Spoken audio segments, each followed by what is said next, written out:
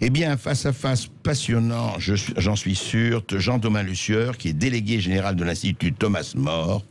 Et puis, avec l'équipe de contribuables associés, il supervise le suivi de la politique française, de la vie politique française et les blocages. Et Dieu sait s'il y en a un. Quand on se rappelle que ça a été il y a 50 ans, la société bloquée d'un certain Michel Crozier. Hein. C'est pas nouveau, ça. C'est pas.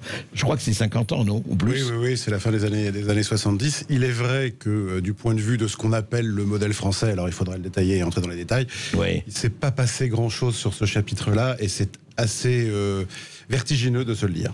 Oui, alors c'est ça, c'est formidable. J'ai lu votre papier là sur la politique territoriale, la réforme de l'État, et on a l'impression, c'est ça, on se rappelle Gaston Defferre, décentralisation, 82 bien sûr, etc. Et en même temps, on l'a bien vu à la prise du Covid, et vous en parlez, que cette décentralisation, que les Jacobins, ça marche très bien par rapport aux Girondins.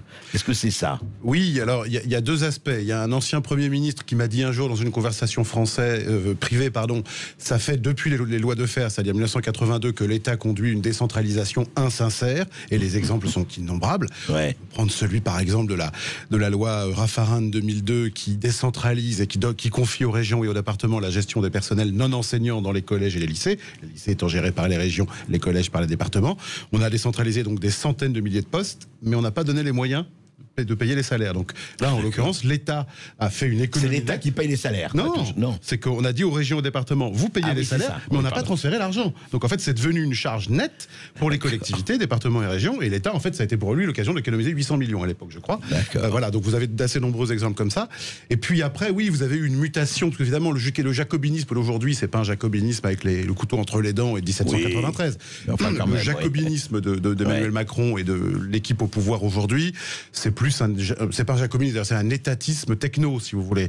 Les leviers qu'ils ont entre les mains, ce sont ceux de l'État, et ce sont eux qu'ils essaient de faire agir, alors maladroitement, parce qu'ils sont incapables d'inventer et de penser un modèle différent.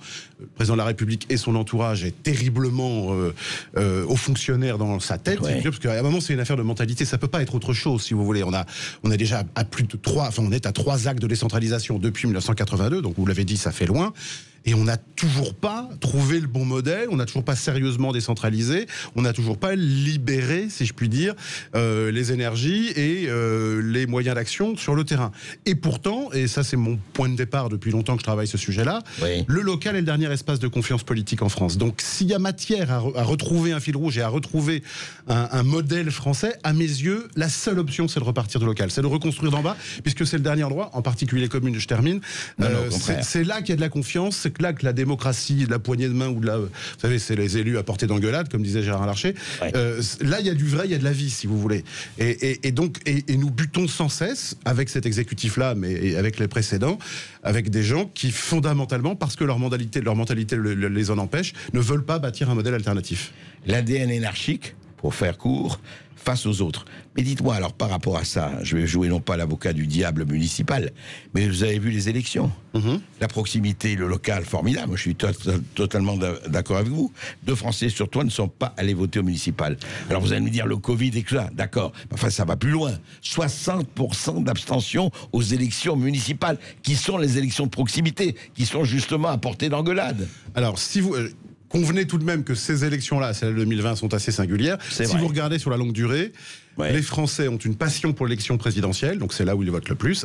Mais l'élection suivante où on vote le plus, ce sont les communes.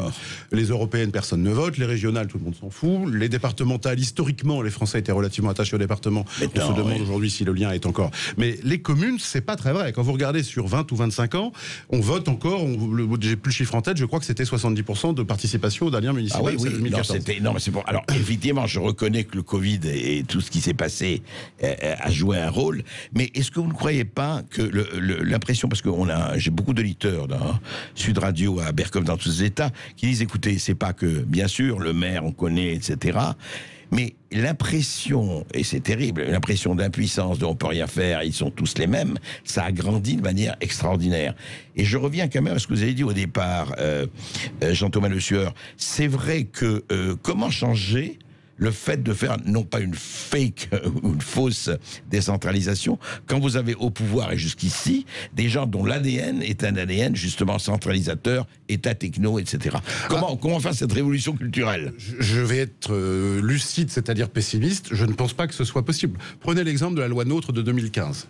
Manuel Valls, qui, alors les communautés de communes existaient déjà, mais qui leur renforcent leur pouvoir. On a créé des structures ultra techno à l'échelon local, qui contribuent à une forme de centralisme local et d'éloignement de la décision du citoyen. Je vous donne un exemple personnel. J'habite dans les Yvelines, un peu loin. J'ai eu, en achetant ma maison il y a 5 ans, des problèmes de tout à l'égout dont je vous passe les détails. J'ai eu 3 fois les services de la commune, parce qu'à ce moment-là, la compétence assainissement était à la commune, qui sont venus dans mon jardin, y compris le week-end, pour débrouiller le problème. Donc, encore une fois, aujourd'hui, cette compétence assainissement, elle est montée à la communauté de communes. Dans ma communauté de communes, on est 73 communes, 400 000 habitants. Si j'avais le même problème, j'enverrai un courrier avec accusé de réception. Je pense que je recevrai une réponse 6 semaines après. Et mon problème urgent et pénible ne serait pas résolu, ou je devrais le résoudre par moi-même. C'est un exemple ultra concret et même assez trivial, mais de la réalité du mal que les communautés de confédération, et sachant que d'autres solutions existaient, c'est-à-dire que les syndicats intercommunaux existaient d'ailleurs dans le code des collectivités, on aurait pu les revivifier. Il est évident qu'il y a des coopérations communales à améliorer, mais il n'y avait pas besoin de créer une telle strate dans laquelle on met des fonctionnaires, de la fiscalité, des élus, donc en plus on crée un nouvel échelon démocratique, mais qui va intéresser personne. Encore un millefeuille, oui. Voilà, alors qu'il fallait faire des structures légères, ad hoc, pour faire le transport scolaire, l'assainissement, le ramassage des ordures, et si je puis dire, sans politique et sans fiscalité dedans. Donc des trucs, et ça existait dans le code. Simplement, on a fait un choix inverse, et là, pour le coup, profondément étatiste. Et attendez, je vais dans votre sens tout à fait. Quand j'interroge des maires, souvent, je parle des maires des petites villes, etc., qui me disent, écoutez, oui, on avait un pouvoir, mais depuis les communautés de communes et les agglos, on n'a plus, alors ça sert à rien. Il dit notre action ne sert à rien. Et vous donnez un exemple absolument frappant avec votre maison. Je peux même vous parler d'un maire que je connais bien et qui est un ami. Ouais. Là, maintenant que les municipales ont eu lieu, il y a les élections dans les communautés de communes et qui se présente, je dirais ni qui ni où, et qui me dit mon objectif c'est l'évaporation de la communauté de communes. Elle existe, on va pas faire la révolution. On est bien obligé de travailler à droit constant, si je puis dire. Mais mon objectif de maire, c'est qu'elle existe le moins possible, qu'elle rende ses services, mais qu'aux yeux des citoyens, elles ne viennent pas effacer les communes. En fumée. Jean-Thomas Lesueur, on se retrouve après une petite pause. À tout de suite et on va continuer, c'est passionnant. Et il y avait quand même un dicton américain, penser globalement, agir localement. Alors je ne sais pas si en France, au niveau de l'État, on pense globalement, mais alors agir localement, c'est pas vraiment ce qu'on est en train de faire, en tout cas pas assez, loin de là. Et on en parle avec Jean-Thomas Lesueur, qui est auteur dans Réformer pour libérer de qu'est-ce qu'il faut faire en politique territoriale, en décentralisation, dans les libertés nouvelles. Et justement, Jean-Thomas Lesueur, la crise du Covid nous a donné quelques enseignements là-dessus. Oui, alors d'abord en France, où certaines communes ont quand même reçu et distribué des masques 5 semaines avant l'État. 5 semaines. Oui, elles ont su acheter. Trouver. Donc, certes, c'était difficile et c'était un marché tendu pendant quelques semaines de trouver des masques, mais elles ont su le faire. Il y a des exemples dans la banlieue rouennaise où vous avez eu, ça c'est un régal, un maire qui mobilise notamment ses maisons de retraite, enfin tout son tissu associatif, et on fabrique des masques en tissu. 26 000 dans une ville de la banlieue de Rouen. Les agents de la direction générale de la consommation du ministère descendent et considèrent que les masques ne sont pas aux normes. Voilà, voilà c'est pas mal, oui. C'est des focus que je vous donne, des exemples. Oui, mais voilà. Et puis, si on regarde ça de manière plus macro, oui, nous avons des voisins. Enfin, certains ont essayé de défendre ce qu'a fait l'exécutif français en disant ça s'est mal passé partout. C'est faux. Il y a des pays qui ont mieux, pas forcément bien, mais mieux géré que nous.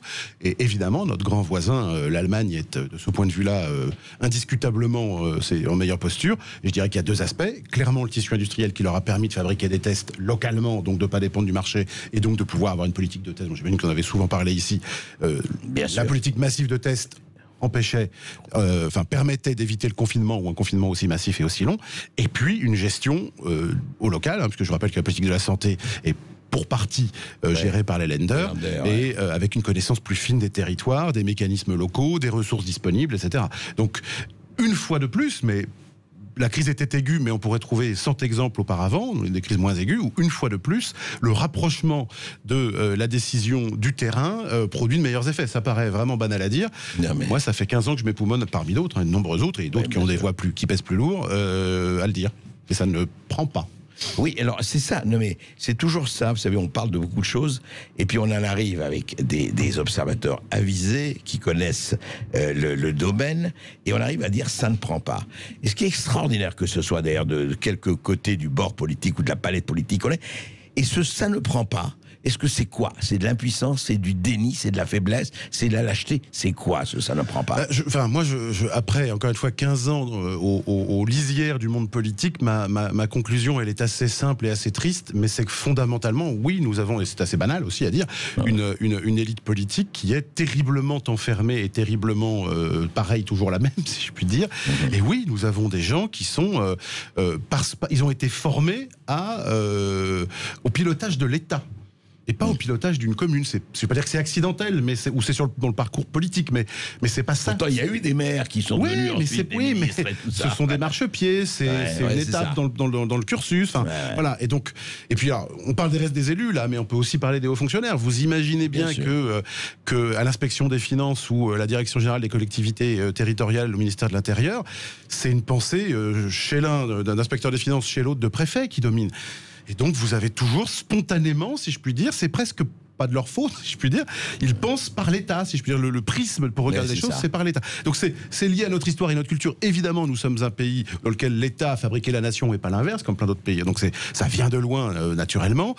Pour autant, aujourd'hui, on voit que ce système est à bout de souffle. Ce qui, moi, me semble intéressant dans la crise des Covid, c'est quand même qu'on a vu que l'État était nu. On a vu que le roi était nu. C'est-à-dire que, moi, je sais pas vous, mais des infirmières avec des sacs poubelles aux pieds, c'était pas juste ridicule, c'était poignant. C'est-à-dire qu'on en soit là, qu'un pays comme le nôtre, qui est censé être une des 10 plus grandes puissances du monde, qui dépense beaucoup d'argent public, etc., on en soit là, que le dénuement... un autre truc, c'est quand même l'épisode grotesque autour de l'hôpital de campagne déployé sur le parking de l'hôpital de Mulhouse, où le président de la République se déplace, parle de guerre, et on se rend compte que ce sont 3 tentes pour accueillir 30 lits, et qu'on a mis 10 jours à le mettre en place. Oui, alors que la Chine, en 5 jours, bâtit un hôpital de 50 000 places. C'est la Chine. La réalité, encore une fois, ce qui est frappant dans cet épisode, c'est ce que j'appelle le dénuement de l'État. Là où on l'attend, là où il est légitime. Encore une fois, moi je suis plutôt un libéral et un grand décentralisateur, mais je suis pas un anti-étatiste. C'est précisément aussi, alors c'est parce que c'est une des bonnes raisons, c'est-à-dire reconcentrons l'État sur ses missions essentielles et là où il est légitime, et donc essentiellement le régalien. Et il me semble par exemple qu'en matière de sécurité, il y a un peu de boulot. C'est un exemple parmi d'autres.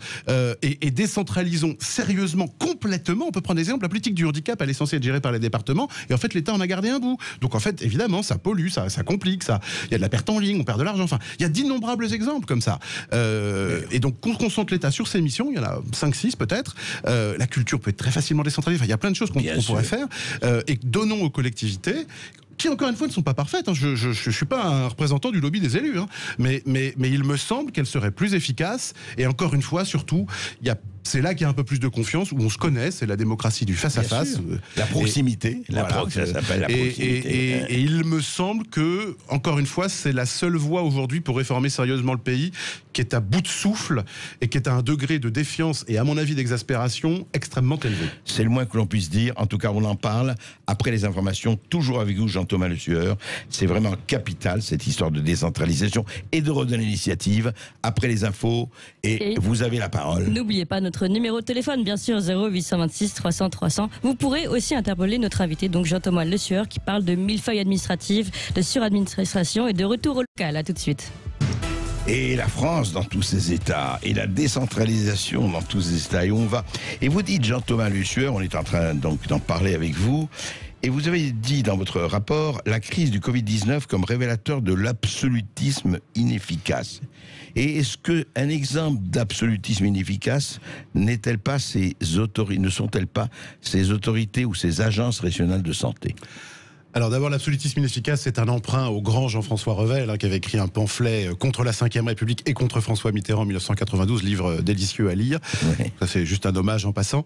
Oui, les ARS, donc Agences régionales de santé, sont au cube, si je puis dire, ce qu'il ne faut pas faire. C'est-à-dire, en 2010, on décide non pas de décentraliser, donc de donner de la compétence aux collectivités. C'est l'actuelle ministre de la Culture, d'ailleurs. Oui, absolument. Roselyne Bachelot, absolument. La loi de juillet 2009, si j'ai bonne mémoire, application 2010, et donc on envoie l'État sur le territoire. Et là, c'est le cauchemar pour les collectivités et les acteurs locaux. Aujourd'hui, il y a en moyenne un peu plus de 500 salariés dans chaque ARS, dans les 19 régions françaises, métropoles et outre-mer.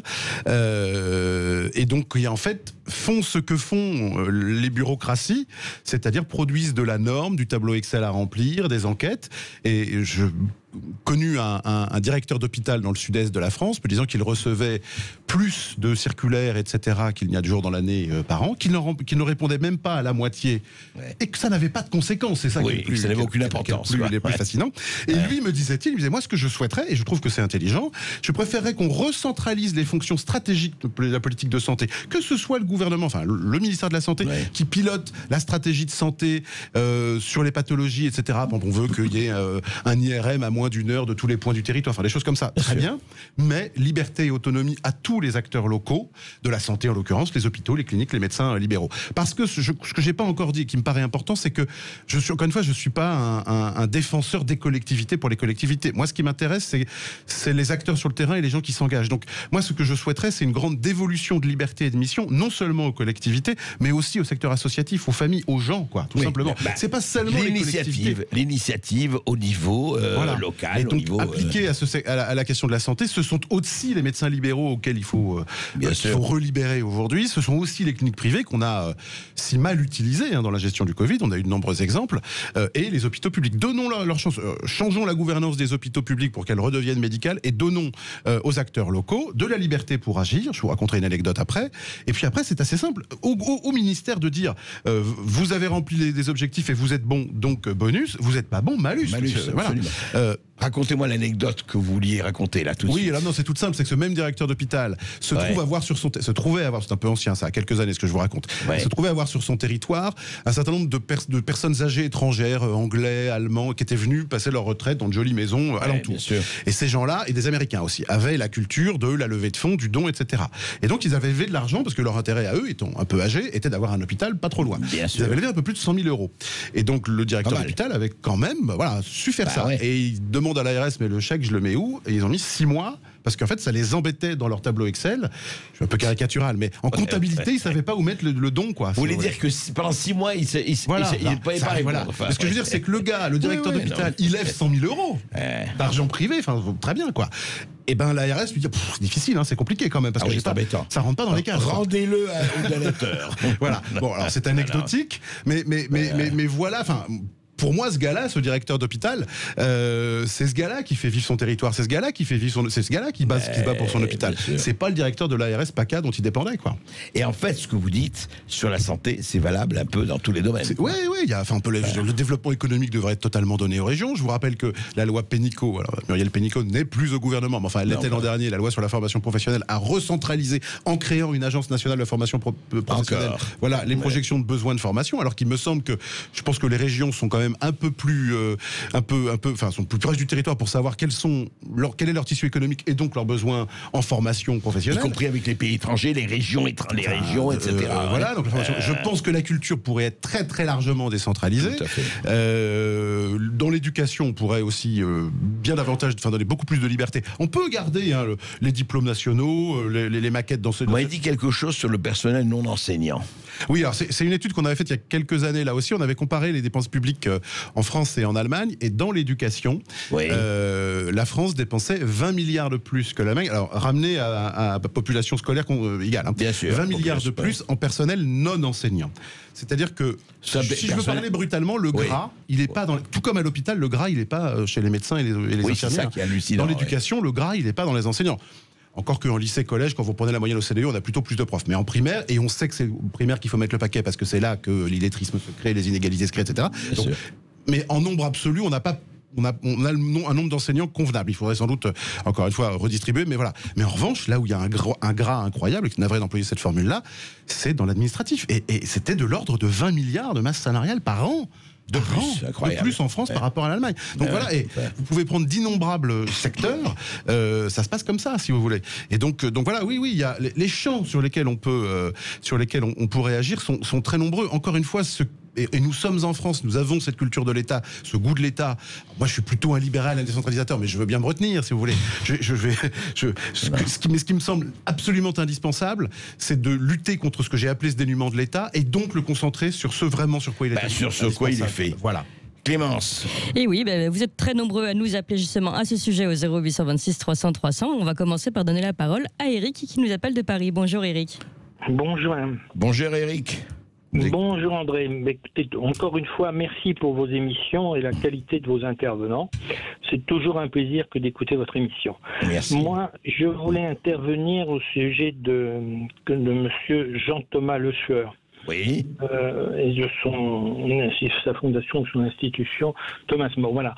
Je l'ai écouté avec beaucoup d'intérêt. Oui, effectivement, la décentralisation, c'est un gros mistigris, une hypocrisie totale, puisque finalement, les communes ou les collectivités locales dans l'ensemble n'ont pas l'argent. Elle est obligée d'attendre l'argent de l'État. Donc, ils sont totalement liés. La loi NOTRe a montré toute sa perversité. Bon, je pense qu'il faudrait revenir sur tout cela, parce que c'est absolument nécessaire. Alors, moi, j'étais à un moment donné fonctionnaire de collectivité territoriale, et ce qui est, je trouve un peu fou, c'est qu'un président de région ou un président de département, il ne peut pas, si vous voulez, accorder une rémunération à son fonctionnaire plus importante que celle de l'État. Ah ouais. Et il est même généralement inférieur. Donc, comment voulez-vous qu'un président de région ou autre puisse attirer des fonctionnaires de l'État qui, eux, préfèrent rester naturellement sur Paris ou dans des grosses biens que de... Voilà, ça, c'est une première des choses qui me... Non, c'est une vraie observation importante. Alors ensuite, il y a deux choses, effectivement. C'est le non-cumul des mandats que je considère comme une grave erreur, puisque aujourd'hui, si vous voulez, dans les campagnes, je ne parle pas dans les grandes villes, enfin dans les régions, eh bien, on crée une concurrence mal placée entre le maire d'une commune, le président d'une agglomération, d'une communauté de communes plus importante, le parlementaire qui finalement n'a plus parfois pas de pouvoir par rapport à un président de commune, si vous voulez. Donc voilà, donc il y a une concurrence, une jalousie entre les trois, avec chacun des pouvoirs aux ailes un peu brisées. Alors qu'autrefois, vous pouviez avoir un maire qui était député, etc. Et même quelle que soit la taille de sa commune, si vous voulez. Prenez une commune de 5000 habitants, il pouvait être parlementaire, et c'était vraiment le référent. Enfin, il pouvait vraiment aider. Et enfin, troisièmement, c'est ma crainte à titre personnel, là je suis sans doute à contre-courant de beaucoup de personnes, c'est la représentation proportionnelle, le scrutin à la représentation proportionnelle, qui va encore éloigner l'élu du terrain, et dont les élus seront désignés soit par les salons parisiens, soit par les chambres à coucher. Et donc ça, un schéma intéressant, Eric. Peut-être un peu court, mais grosso modo, ce va être là. Et je me demande, moi, puisque finalement 2022, ce sera la prochaine élection présidentielle, au lieu de se battre sur des budgets, sur l'économie, sur autre, qui est toujours remis en cause parce que finalement c'est lié à l'international, etc., il faudrait mieux peut-être prendre ces questions institutionnelles ou statutaires, car là, une fois que ça a été voté, ou acté dans un vote, une fois que c'est remis, si vous voulez, ça ne peut plus bouger.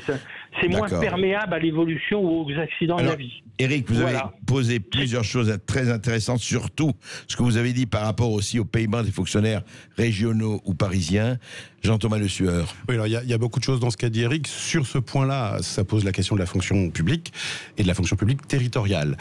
C'est un vaste sujet. Éric a sans doute raison. On pourrait rêver, comme c'est le cas par exemple en Suisse, où les contrats sont des contrats de droit privé pour les collectivités. On pourrait imaginer ça. Il est vrai qu'aujourd'hui, imaginer que dans les 2 ans qui viennent, on pourrait faire cette révolution-là, c'est-à-dire faire sauter le verrou de la fonction publique, c'est hélas peut-être, mais c'est assez peu réaliste. Mais en tout cas, il est certain qu'il y a un sujet sur le recrutement des collaborateurs et des directeurs dans les collectivités territoriales, et qu'il se crée notamment dans les EPCI, enfin dans les communautés de communes, agglo, etc. Ouais. Il se crée aujourd'hui sans doute une caste de hauts fonctionnaires territoriaux dont on peut craindre qu'elle ne soit pas meilleure que celle qui peuple, encore une fois, l'inspection des finances. Et pour le reste? Alors, pour ce qui est de la fiscalité, oui, c'est un grand sujet. Naturellement, la disparition de la taxe d'habitation a été l'occasion d'une recentralisation larvée, puisqu'en fait, l'État a dit, bah, écoutez, ce que vous touchiez en direct, on va le compenser avec... c'est l'État qui va vous le rendre. Avec, pour l'instant, inscrit dans la loi le fait que ce sera au centime près, mais enfin, ce qu'une loi fait, une loi peut le défaire. Et surtout, si vous voulez, ça passe par l'État. Donc le circuit, c'est que ça remonte à l'État. Enfin voilà. Ouais, alors qu'avant, alors certes, on dirait que ça passait par les trésoreries générales, mais enfin, ça allait directement dans les caisses des communes. Donc évidemment, il y a un sujet d'autonomie fiscale et d'autonomie financière. Donc ça, nous, on a formulé des propositions. Moi, j'ai été auditionné au Sénat il y a pas très longtemps. J'ai fait des propositions. Donc il y a des propositions, il y a des solutions. Mais clairement, on est actuellement dans une phase.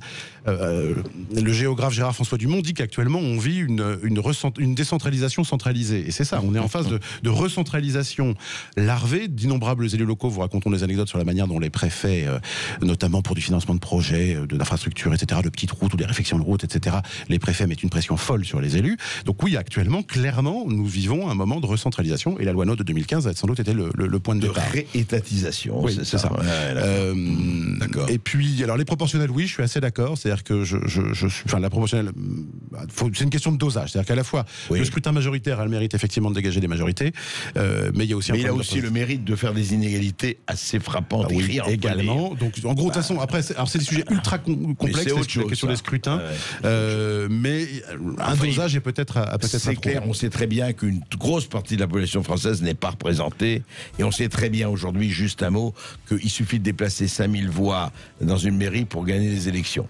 Et vrai problème, ça. Non, mais c'est un sujet complexe. Au niveau national, pas au niveau des communes, je pense qu'on devrait regarder, moi, le majoritaire à un tour à l'anglaise, qui est assez intéressant. Mais il est certain que la proportionnelle intégrale, comme c'est le cas par exemple en Israël, qui est un pays singulier si on veut, mais ça empêche de faire émerger des majorités fortes. Allez les amis, 0826 300 300, c'est votre numéro et c'est votre heure aussi pour prendre la parole sur Sud Radio. On parle de retour au local, on parle de justice. Est-ce que vous êtes satisfait de la nomination de Dupond-Moretti? Et on parle d'écologie avec ces extractions dangereuses des matières rares pour les batteries des voitures électriques. Eh bien, venez, réagissez, 0826 300 300. Et nous sommes avec vous, auditeurs de Sud Radio, qui prenez de plus en plus la parole. Et c'est une très bonne chose, et aussi avec Jean-Thomas Le Sueur pour la politique territoriale et la réforme de l'État. Et c'est Serge qui a composé le 0826 300 300 pour prendre la parole sur Sud Radio. Serge qui nous appelle de Vichy. Bonjour Serge. Bonjour. Oui, bonjour. Bonjour Monsieur Berkov, bonjour à votre invité, bonjour à tous les auditeurs et auditrices. C'est pas sur la politique territoriale que je vous appelle, moi c'est plutôt pour exprimer mon inquiétude à la nomination de Monsieur Dupond-Moretti à la justice. Oui, dites-moi pourquoi. Je vais vous expliquer en plusieurs points, mais je vais essayer de faire bref. Ouais.